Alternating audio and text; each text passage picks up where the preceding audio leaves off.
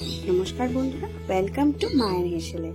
আজকে আবারও এক বাঙালিদের জনপ্রিয় খাবার রুই মাছের কালিয়া রেসিপি নিয়ে এসেছি। চলুন তাহলে রেসিপিটা শুরু করে দেওয়া যাক। প্রথমেই মাছের পিসগুলোকে ভালো করে ধুয়ে পরিষ্কার করে তাতে নুন আর হলুদ মাখিয়ে নেওয়া হয়েছে। মাখানোর পরে একটা কড়াইয়ের মধ্যে তেল দিয়ে নেওয়া হচ্ছে।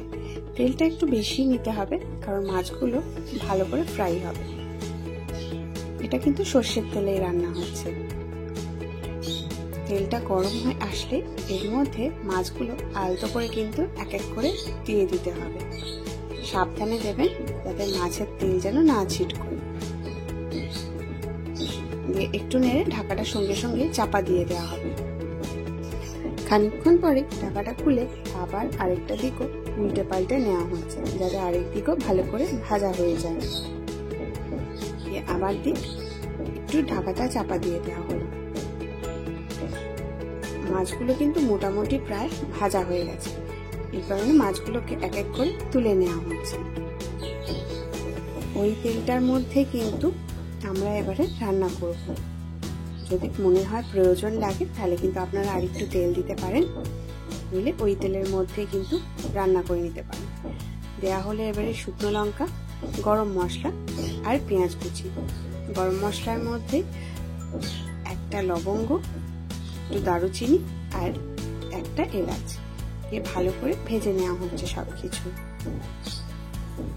এর মধ্যে এবারে হাফ টিস্পুন মতো চিনি দিয়ে দেওয়া হলো। এবারও এটাকে নেড়ে নেওয়া হচ্ছে। চিনিটাকে গলতে দিয়ে দেওয়া হচ্ছে।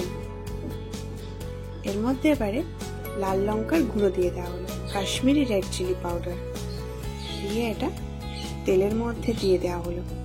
দিয়ে একটা পেস্ট বানিয়ে নেওয়া হয়েছিল, পেঁয়াজ রসুনের পেস্ট আর টমেটো দেওয়া হয়েছিল। সেই পেস্টটাও কিন্তু এখানে 3 চামচ মতো দিয়ে দেওয়া হলো। ভালো করে এটাকে কষিয়ে নেওয়া হচ্ছে। এবারে এর মধ্যে আমাদের ফ্যাটানো টক দই দিয়ে দেওয়া হলো 3 টিস্পুন মতন। এই ভালো করে এবারে মশলাটাকে কষিয়ে নেব।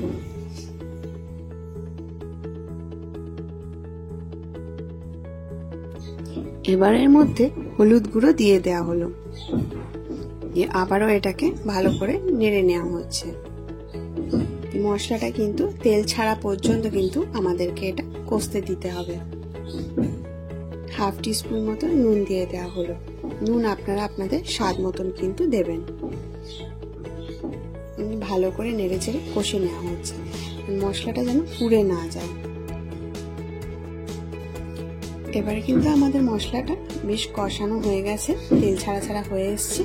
1 কাপ মতনের মধ্যে জল ঢেলে দেওয়া হলো। ভালো করে এটাকে নেড়ে নিয়ে ফুটতে দেওয়া হচ্ছে।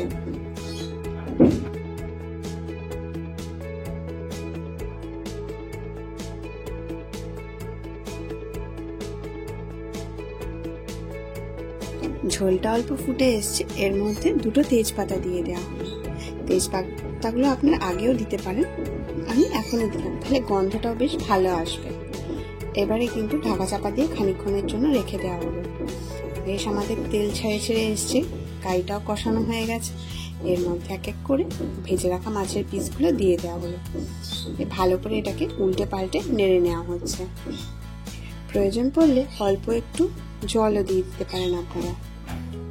দিয়ে এবারে মাছটাকে সেদ্ধ হতে দিয়ে দেওয়া হচ্ছে।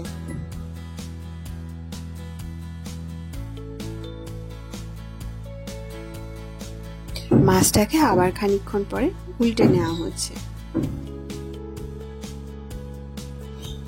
কাইটা এবারে একটু তেল ছাড়া ছাড়া ঘন হয়ে এসছে।